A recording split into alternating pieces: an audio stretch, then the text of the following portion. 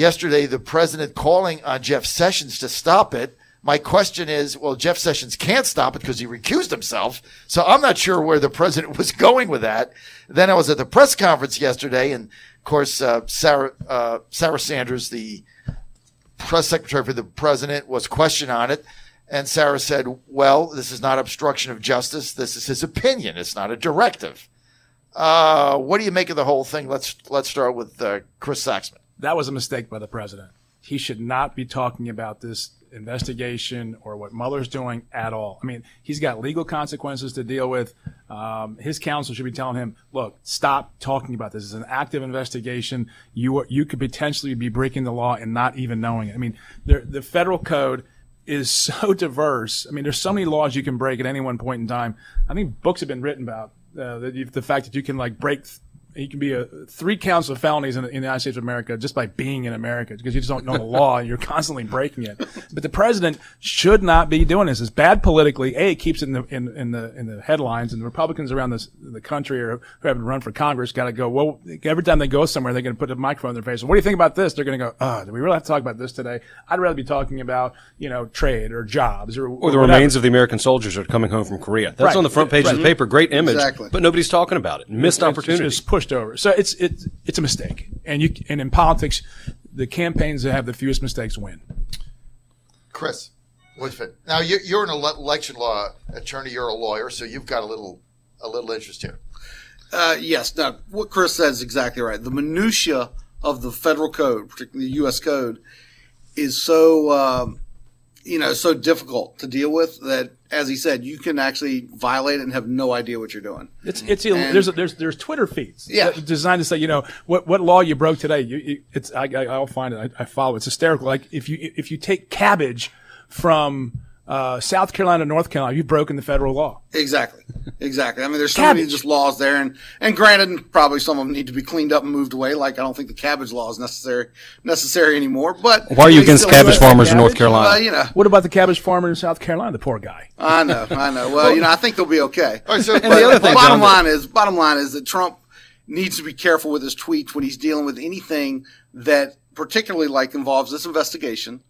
It's an active investigation. He's the subject of it.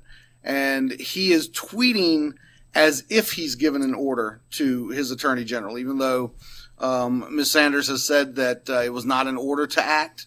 The tweets make it look like it. When you're president of the United States, anything you say will appear to be in order. So you thought that tweeting that out was ill-advised? I think it was ill-advised. Bottom line, Andrew? Yeah, I agree. And legality aside, you can be politically or you can be legally correct and still lose the big battle, or lose the war. You can win this battle and lose the war.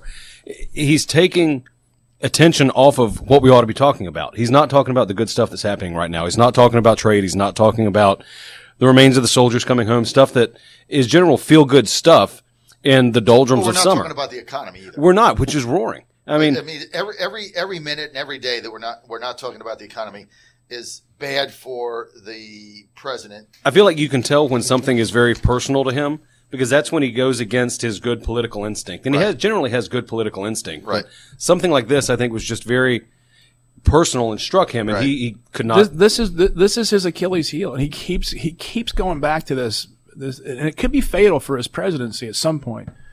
He can't get over the fact that some people in this country think his election was not legitimate. And he keeps trying to say no, it was legitimate. We've got to get past that. I mean, he's over in Europe talking about stop talking about whether you won the electoral college or not. You didn't win. The planes. You won. Have the limo. Let it go. You act like the president, and everybody will start to basically legitimize itself in a sense. This is his level of egocentrism. What Andrew was saying, and I know obviously your listeners can't see this, but sitting here, this is a great image with the soldiers coming back from Korea, which in Hawaii, right? In Hawaii, but that means a lot to me. I'm kind of a history guy as well. And I mean, this is 65 years. I mean, that's pretty powerful. These the remains of these soldiers coming back. That's where I would be tweeting is how great it is with a picture. Yeah, exactly. With a picture. I mean, that's just that's normally a week-long story. Yeah. Yeah. You should have 2 days of build-up. You should have 2 days of build-up. This is Thursday. Members. Absolutely. Exactly. Right. Punching them out on all the news shows. What does it mean for you? We're talking about Robert Mueller and glossing over this. I mean, this it's part of the thing that I like about the Trump presidency, because he's getting a lot done. I'm fairly a la carte when it comes to the president, but because when he gets, it's like I was a la carte with Obama and all of them. When they do something I like, I'll agree with them. Objectivity demands that. But when you push these things out of the stream of consciousness for the voter, that doesn't have any time to be absorbed. And this is where they have to get a little bit more disciplined in how they're pursuing each week. And the Obama team, whether you like him or not, they were disciplined on message. That guy was never off message. And you got to remember, folks, we sleep and breathe this stuff, so we know what's going on page A7 as opposed to A1. But most folks get their news from the TVs that are playing in the airports, in the checkout lines at the grocery stores. Twitter now. Yeah, Twitter. They see a headline and that's it. That's their interface with the news. And so when you don't own that, when he doesn't own that, you miss a big opportunity to connect with your average voters. Yeah, I think the tweet, I didn't really know where it was going with it because Sessions can't do anything anyway. Exactly. So that didn't make any sense to me. And I guess the other thing that is bothering me with this whole thing is every time Rudy Giuliani goes on TV, any network at any time, it's a complete train wreck. I mean, the guy is way past his time in this arena. It's almost like he's starving for headlines. Off air, Andrew was talking about the fact that we're in this Karl Rove era now where pundits or campaign people or advisors are getting all this press instead of the candidate. Yeah, your campaign staff or your political staff should not be the story. The point in time that they're the story, they're taking away from you. Right. And Trump is the man. Right. His administration officials, especially people like Rudy, and we had this conversation a year ago with Kellyanne, and the folks go on TV, and it's more about themselves getting FaceTime and promotion than it is about anything else. And Giuliani is just, every time he gets on, I mean, it gets worse. They really need to put him in his office, put the lock from the inside to the outside, lock the door at 8 a.m., turn his phone off, and let him on at 5 and say, go sit there for 8 hours and do research and work so we can get this done. Unless it is intentional. So we're all in agreement on that. Makes no sense whatsoever. Let's get to 3D guns. This was the president had 2 tweets this week I didn't like. The first one we talked about. The second one was the president says, "Well, I'm going to talk to the NRA about it. Probably a bad idea." I just got to tell you guys, I'm a Second Amendment guy. I get it, but handguns made off the internet, off of a 3D printer with plastic, which can be made by anybody. You can be 13 years old and making it, and then you get a bullet and your hand blows off. I mean, where are we going with this? This is insanity to me. Absolute insanity. I don't disagree with you because what you're doing is manufacturing firearms. And so it ought to be treated as such. My question is, how expensive are these 3D printers? It's not like somebody's going to pick one up at a yard sale this weekend at Short Pump, take it home and make a gun. These things are fairly expensive, I would imagine. So you're going to have some means to acquire one. But outside of that, you're manufacturing firearms. It ought to be treated as such. And therefore regulated in each state as such and by the federal government as such. And the problem is also that if they're plastic, how do you pick them up in a metal detector? I mean, the security risk here alone this is not the absolute for me. It's not the absolute, thou shalt not have your rights infringed. Wait a second. This is an inherent problem in public safety. You have the right to have the gun. People have a right to make guns.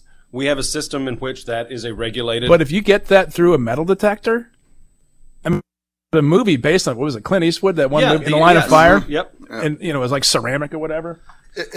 I mean, and this is problematic. Well, it's not being well thought through. And if the reaction is, you're against the Second Amendment, this has nothing to do with the Second Amendment. I liken this to the debate over bump stocks, and that what you're trying to do is get around a law or regulation. Right. Yes, you can have a fully automatic weapon. If you devise a device that makes a semi-automatic weapon a fully automatic weapon, you've in essence acquired a fully automatic weapon. There's a process to do that. This ain't it. Yeah, I've always been a strong defender of all of our amendments, and I'm always really, really nervous when we're talking about the whether it's federal or the state, infringing on any of the amendment, especially the first 10. However, with the caveat, I believe that the government must have, the legal term would be a compelling state interest before they can infringe on one of these rights. And in this case, and I don't know enough about 3D printers, kind of like Andrew, I don't know how much they cost. I don't know how easy it would be for a kid off the street to just print a gun.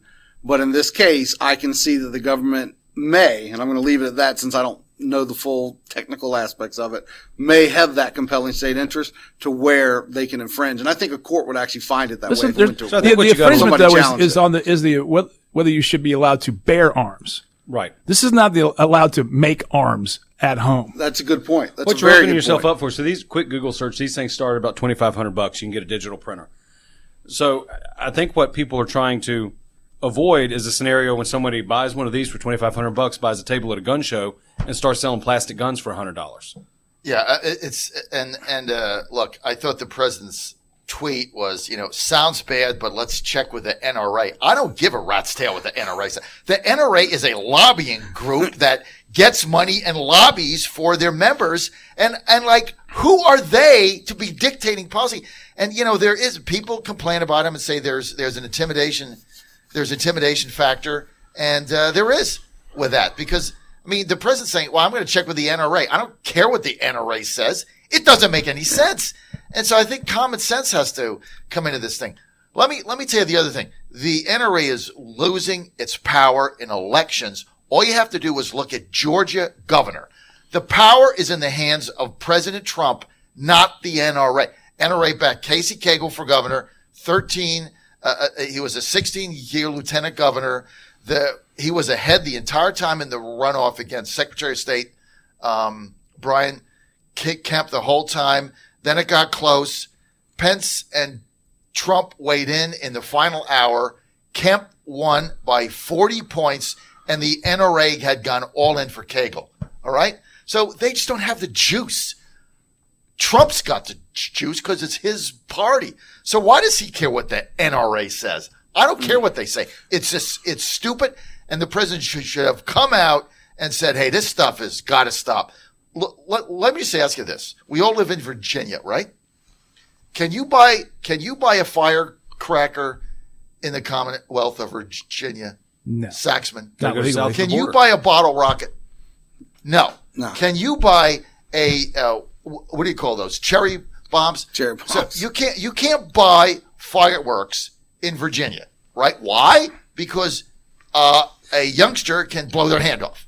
Right? Because Ed Gillespie is not governor. Because there's no amendment protecting me from allowing me to buy fireworks. You got to go over the line, I guess, where Alabama or something, or Tennessee to South buy Carolina. Where Pedro. Yep. So you going down to Pedro. So you can't buy a firecracker, but now you're going to be able to make a plastic gun that can blow your hand off. How the hell does that make sense, Andrew? It doesn't. And that's where I get into. You're talking about manufacturing firearms. And there are processes and regulations by which if you want to do that, you can do that.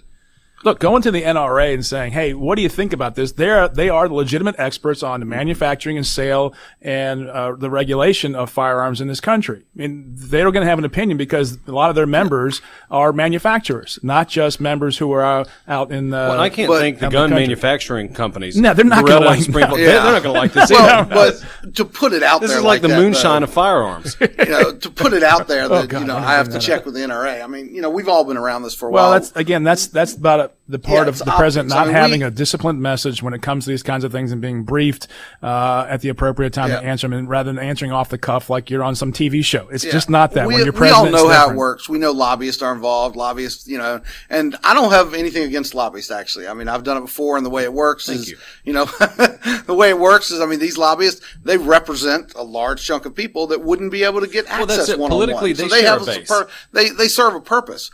But the president, if he wanted the NRA's opinion, which I'm saying is not bad, Chris is right, you just go and get the NRA opinion. You don't stick it out there for the world to hear that I'm going to check with the NRA on this. That's just, it's just the optics are just that bad. Well, because look, a lot of folks, especially in suburban, urban areas, don't know a lot about guns the way those of us who grew up in rural areas of the state grew up with guns. I mean, high schools in the western part of the state take off for opening season, the opening day of deer season. I mean, it's not unusual to see a lot of guns and to know something about them when people. So it's just part of your lexicon. Well, it's not unusual. So for a guy that grows up in for in kids Queens, to have a gun in their truck. But for Donald Trump, I'm sure he doesn't know anything about guns. Legitimately. I mean, that's not a problem. So he's going to go, I should probably talk to the subject matter experts rather than say, I'm going to go listen to what the NRA says. No, that's just bad optics. Yeah, exactly. Bad messaging. I mean, if you don't have the information, don't send out the tweet. Don't speak. I mean, that's if you don't know what you're talking about. If back off. you need to go, I had to go research it. I asked callers on my show Monday, I think, to explain to me what it was, and a couple people came on and explained it, and then I'm like, well, that doesn't make any sense. Hey, we're out of time for this segment. You're on the John Fredericks Radio Network live today in Richmond at VA Electric Co-ops, Virginia Electric Co-ops, where we have our Republican Roundtable. Andrew Vehorn, our host, he's one of the vice presidents here, longtime Republican political operative. Chris Woodfin, election attorney and Republican consultant, and Chris Saxman, president, Virginia Free.